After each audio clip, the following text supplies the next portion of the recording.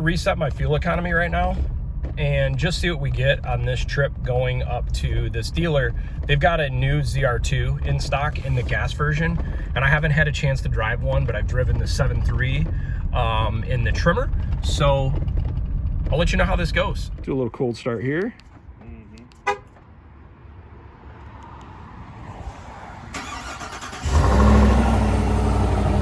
Sounds nice and throaty. The Bison. This thing's a beast. It's got the 6.6 liter gas, the L8T engine.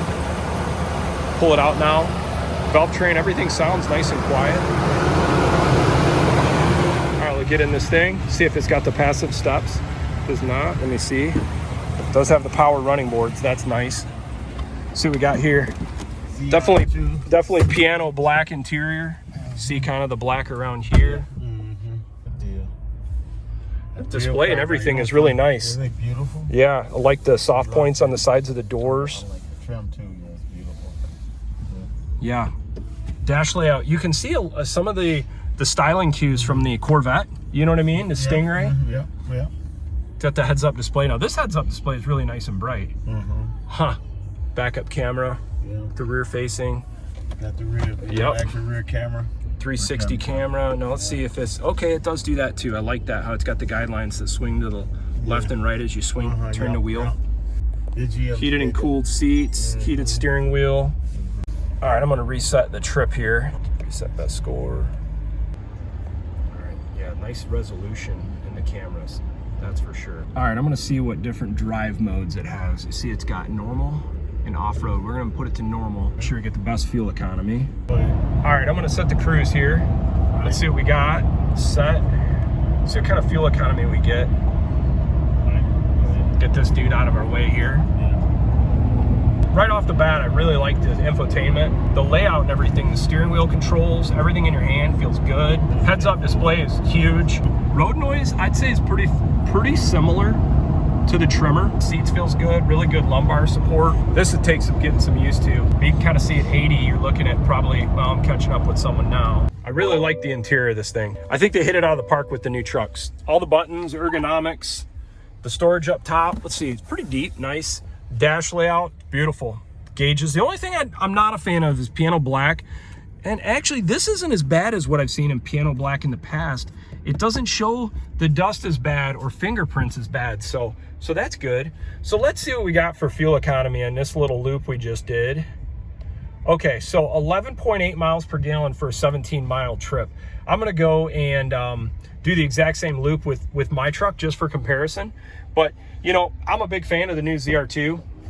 I think GM did a great job. Yeah, it's nice. I mean, all the soft points, all the touch points, center console area, really good storage in here. Let's see. Really nice storage. Let's see, we got, yep. It's a nice truck. I like the power steps. This one here is a 2024. It's in black, jet black. It's $87,000. See some of the pricing. Here's what I'm really curious about. Let's see what the payload is for this one.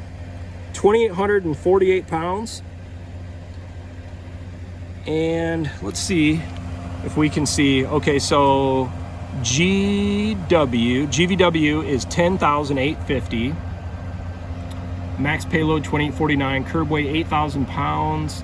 Conventional towing 16,000, 17,000 fifth wheel. So not bad. I think a lot of what's kind of hurt the payload is the AEV or the Bison package. You know, that's what you're going to get with the Bison. You're going to get the bigger, thicker, heavier bumpers for more off-road. There's some beefier wheels. There's some different skid plates underneath. The front looks just awesome.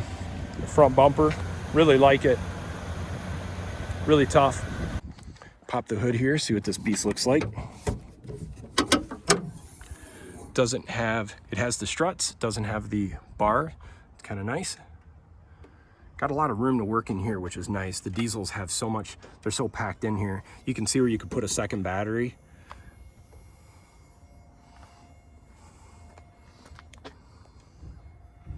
Yep, a lot of room with the push rods.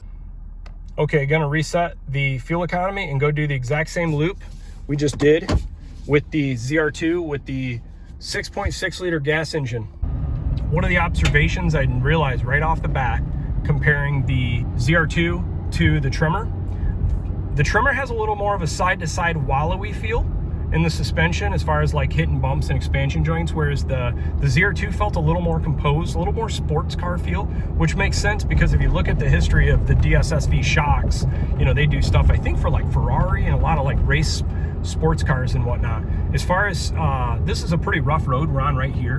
And as far as ride comfort, I would say this is a little bit stiffer, but at the same time, I've also got 15 to 20 PSI more air pressure in these tires. Plus it's a 1 ton, plus I have airbags in the rear. So how much is that also, you know, that factor? Right off the bat, no surprise, no one would be shocked. You know, you notice acceleration wise, the diesel, it just does it so quiet and effortlessly. I would say similar road noise, maybe a touch less, maybe a touch.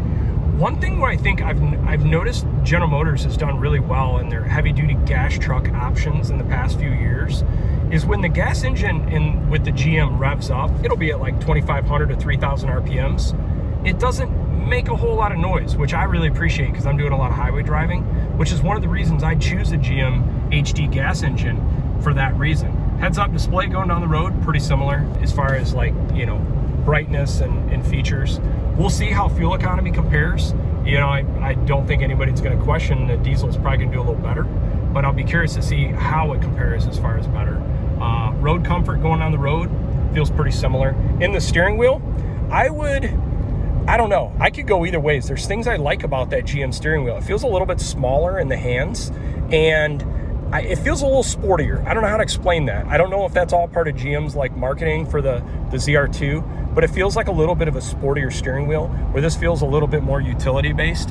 So my plan is I'm literally going to do the exact same thing as far as speed with this truck as I did with the other truck, so we can get a pretty accurate representation. Looks like we're hovering right around 18 and 70. Let's bump it up to 80 and see where we're at. About 16. Pulling back into Randy Wise here. Let's see how we ended up getting for fuel economy. There we go, 17 miles. It shows 0.4 miles less did the same loop. That's interesting. Pull it right next to the Bison, actually, right there. 18.3. Now let's compare the front ends on these bad boys. Two of the baddest heavy duty trucks in the market today. You know, and I hate to say it, I sort of want to give the nod to the Silverado ZR2. Front end looks really good. When this sort of generation front end came out with the GMs, I was not a fan of it, but ever since they updated in 24, now I think it looks really good. This one does not have the flow tie, and I've heard some different things about the crossbar behind it. There was no need for it, but the first ZR2 heavy duty truck, it's got the hood scoop. This does not look like a functional hood scoop, but at least it gives the aesthetic point. It's got the heavy duty AEV. These tow hooks are just absolutely massive. It's got a pretty beefy skid plate just to protect you. And it's nice about this, it kind of gives you a diversion off of that front, your front cross member. That's nice. So for off-road, whereas if you compare to the Super Duty, you know, it's a solid front axle, but you don't have anything. You're just gonna kind of plow into that front axle. In my opinion, I think these trucks are made for two different types of customers. Here's my thoughts on this. This truck is more made for maybe someone that's more into rock crawling, logging trails. And here's my theory on why I say this. Well, it's got a torsion front differential. So you're gonna have a true four-wheel drive system with the Tremor. So you got a selectable locker in the rear and a torsion locker out front. You have the Duratrac tire, which is a much beefier tread. I mean, you put your fingers in here, it's a much beefier tire for off-road, snow and winter rated, also like the Goodyear that's on the GM, but it's a more beefy tire. The shocks on this are more of they're not as off-road purposed. This is the Tremor specific valving. It's a little bit bigger diameter, but this is not really made, in my opinion, for the type of customer or application that I would say the ZR2 is for. My opinion, this is more slow speed off-road, whereas when I look at this truck, I think this is a truck more purpose for almost like desert, two-track, And here's my theory on this. Well, number one, the suspension. The shocks on the ZR2, there's no comparison. These things are at a whole nother level versus Ford's just standard single wall cartridge shock. These multi-matic shocks that come on this thing are absolutely made for off-road. I mean, these things are high speed, low speed dampening, incredible. The DSSV is no question some of the best in class high performance suspension. But if you look at the tires on this, the Territory MTs, you can still get your finger in this, but it's definitely more of a Baja inspired tire, both a load range E. I'm gonna compare, I'm really curious. Let's look at the load range, 3,750 pounds. Yeah, 3,750 pounds. Now let's compare that to the Duratrack. So here's the Duratrack. You can see much wider spacing, a little more, probably made for more mud conditions. Obviously, this is load range E. Also, this is a 4,080 pound rated tire. So this is a heavier duty tire, probably for, maybe because it's an F350, you get a little higher rating.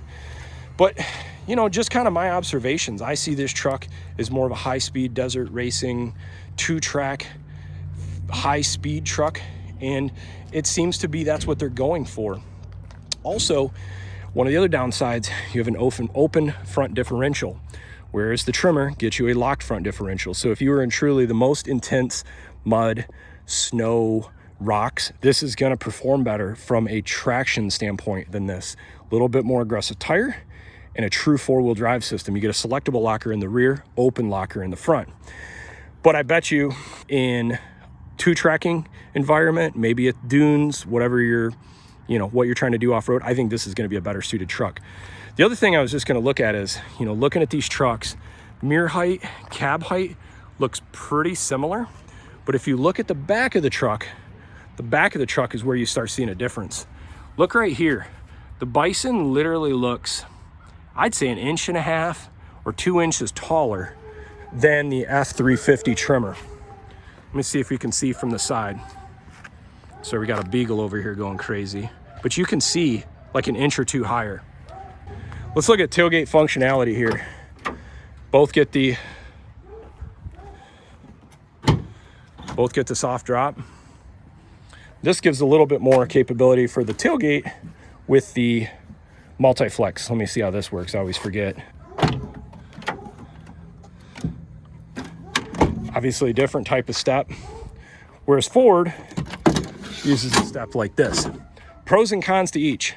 Pro to this one, goes lower, easier to get in. Pros to this one, a little more compact. You can get in a little bit tighter, which is nice. You know, I like them both. I don't really see one that I dislike or like more than the other. The one complaint I would say about this one specifically is I do hear people complain about their hitches and having issues with connecting hitches. Another area where I think GM does really well, dude, that looks sweet. The ZR2 embossed on the back of the bed, that's really cool. Both have the spray and bed liners.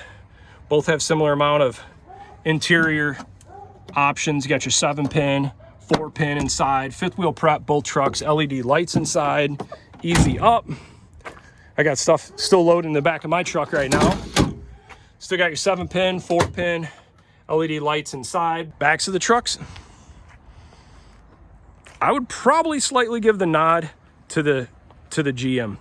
Now let's compare taillights. Okay, that's a halogen rear view bulb. This is a halogen backup bulb, where the Super Duty is LED. That's important. That's a huge upgrade versus the halogen backup light on the back of the Bison. Cab space in the interior, pretty similar. I mean, they both got really nice appointments on the doors, nice stitching. GM has got this really cool storage in the back seats. I like that. But I'd say I'd give the nod to Ford here, because Ford, you can make this area go flat. Plus you don't have this hump in the middle, but this is still a really nice second row. Heated seats, just like the Ford. I'll tell you another area where I think GM does a great job, the floor mats. What I like about the GM floor mats a little bit better in some cases than the Ford is their weather protection. The water really is made to drain away from the cloth in the truck, and you can see it definitely more even in the front row. The front row, I mean, look at that. There's no carpet exposed. So obviously this truck is the 6.6 liter gas engine with the Allison trans. You know, power-wise, completely adequate. This is a great truck. I'm spoiled by the diesel. I just like the chill nature of it, how they tow. But man, this truck can do a lot. I mean, it's not like it can't do less. It's just got to work a little bit harder.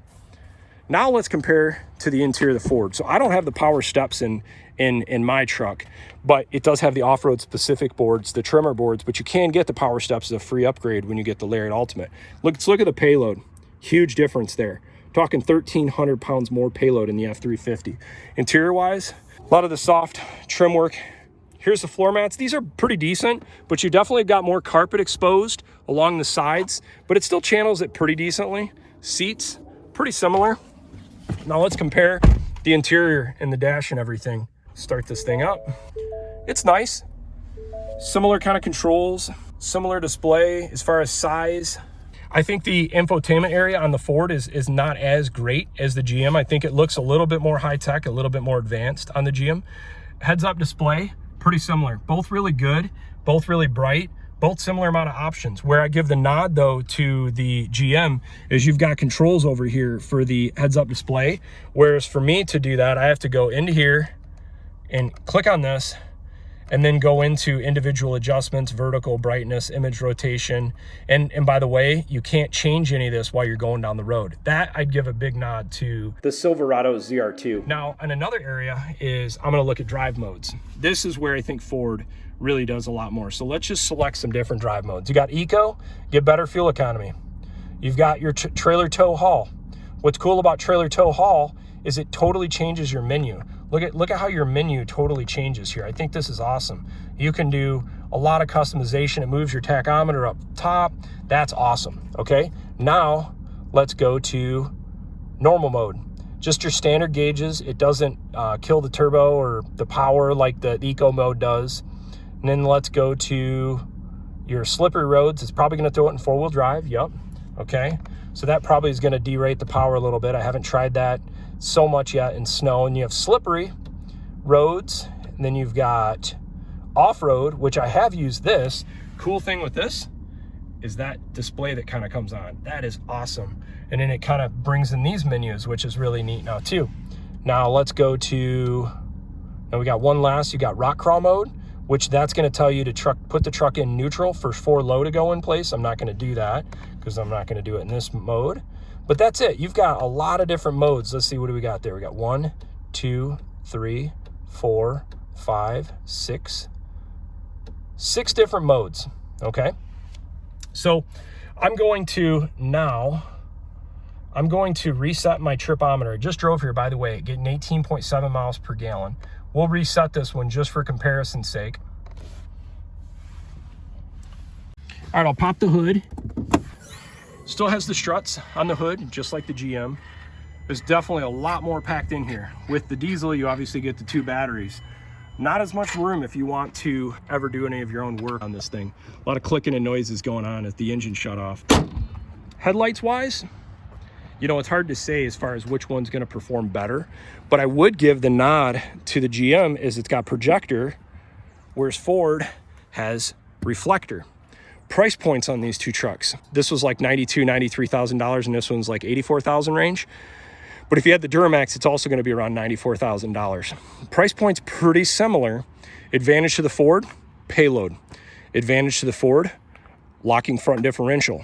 Advantage to the Ford, if you're in a rust belt climate and you're worried about long-term in rust, aluminum body, steel body, pros and cons. Advantage to the Ford, another area, you get a E-coated frame, whereas this is a wax coating.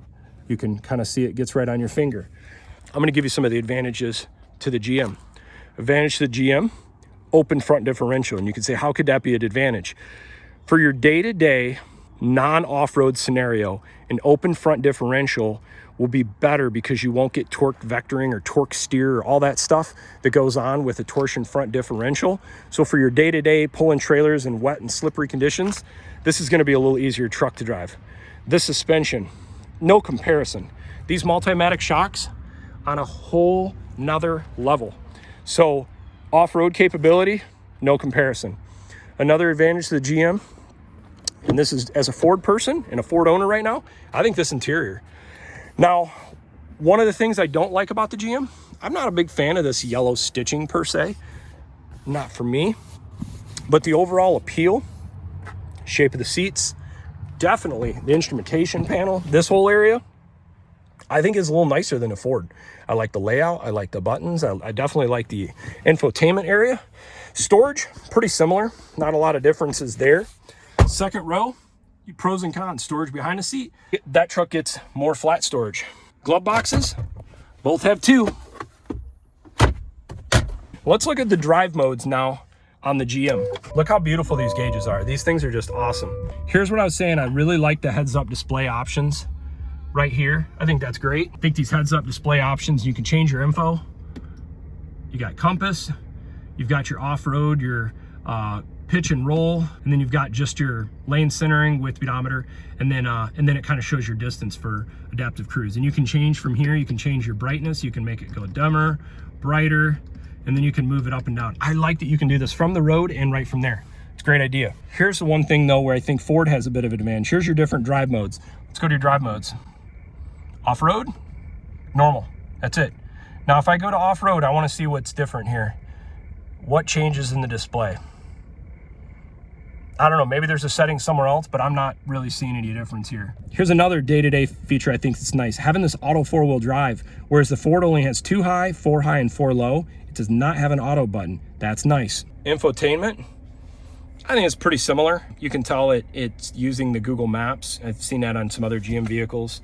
You got your brake controller here, which is nice. Here's another thing some people are talking about when you're driving down the road is the position of the transmission. I've got it in drive right now. It's not really in the view per se. It's where my viewing angle is right there. I'm not really losing that much view. Now, if you're in reverse, it's a little worse, but still, like, this is right where my head is pointing. It's not bad, at least in the Silverado. Maybe the GMC positioning is a little differently, but I don't see an issue there. Your cameras, I would give the nod to GM here. I think there's better resolution in the GM, and I really like how it's got the guidelines. Now you're gonna see the guidelines here, how they sweep out on the left and right. That is super cool. Here's another little silly area where I'd give the nod to the Ford. It has sensors on the front, and I don't know if they're just not on right now, but I'm just not getting any notification, and it looks like, no, they're not on. Okay, so it just doesn't have sensors in the front end, so if you're gonna get close to something, it won't let you know. Rear view mirror, definitely different opinions there. I could go either way. I don't personally like the rear view mirror that's the camera, but some people do like it. Now, to some people, this feature is a big deal. I wouldn't order a truck with it either way, is the sunroof. I don't care to have the sunroof, panoramic or not, but the advantage here would be to Ford because it's got a panoramic sunroof versus standard sunroof. But I've also heard one of the advantages of a standard sunroof versus a panoramic sunroof is right here. See how much more headroom you have for your second row passengers. So if you have tall passengers, a little bit more headroom there. All right, now let's compare second row of the Ford. Similar as far as in, you know, soft points of your side door. Now, this is the difference with the Ford. You don't have the second row storage built into the second row, but I've got this thing packed. I can make this entire thing go flat and have more storage below the second row, plus this is completely flat. I do like that. Same kind of controls in the rear as far as heated seats. Let's compare the backup camera now on the Ford versus the GM. Both trucks have the wireless charging, similar amount of storage. Ford might have a little bit more deeper storage here, a little bit bigger. Now, let's look at your cameras. Let's put it in reverse. So now where the Ford doesn't have, you can see the guidelines turning here, but not on the side there. Now, if we turn it side to side, you can see I don't have that. Resolution, this is where GM is definitely have Ford beat. This camera does not look as good. Okay, I'm gonna show you one area where the Lariat Ultimate Tremor has a little bit of an upgrade here. Okay, see the camera came on. It's got sensors in the front. I'm getting close to that. I like that. That's a nice feature to have. Still the same as far as technology-wise, but does not have as good in that regard. Storage up top, similar. Rear view mirror, just a standard rear view mirror. Glove boxes, similar. Top and bottom. Nothing else crazy there. Let's look and see how the mirrors extend. Just a simple button right there. They go out. Now let's look at the mirrors folding. Same thing. All right. Another thing Ford has is these spotlights on the mirror. I can hit these buttons here and it turns a light on underneath the mirror. Let's see if the GM has that. All right, now let's compare to the mirrors and how they extend. Click on that. Pretty similar. Got the one button in the side. Now let's see fold in. Yep, same sort of thing. There you go, back in. Now let's compare another thing. Side steps. Steps get in pretty deep, pretty wide, pretty similar. I don't know if I'd notice any more texture. This is like a rubber on the bottom. That's interesting. This is like a plastic. Huh, that's interesting. I wonder if they've noticed like maybe rock chips in the past and learned from it. Here's another nice thing I like about the GM. It's got like this rock chip guard. Ford does not have anything like that, just standard paint down the side. I would definitely give the nod on that to the GM. As far as front protection in the rear. Now with the Bison, you're gonna lose out on the side step here, unfortunately. With the Ford, you still have that. Ford takes a different route for protection for stone chips right here. They've got this plastic guard. The GM does not. Hitches, both 2.5 inch, both with loops. Nothing crazy there. Ford, pretty similar.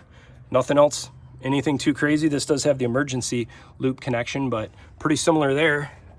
Let's see if we can look at the spare. This is a aluminum spare wheel. I think that's the M275 Dana per axle. And then you got, there's a pretty big unit too, and you have a matching spare.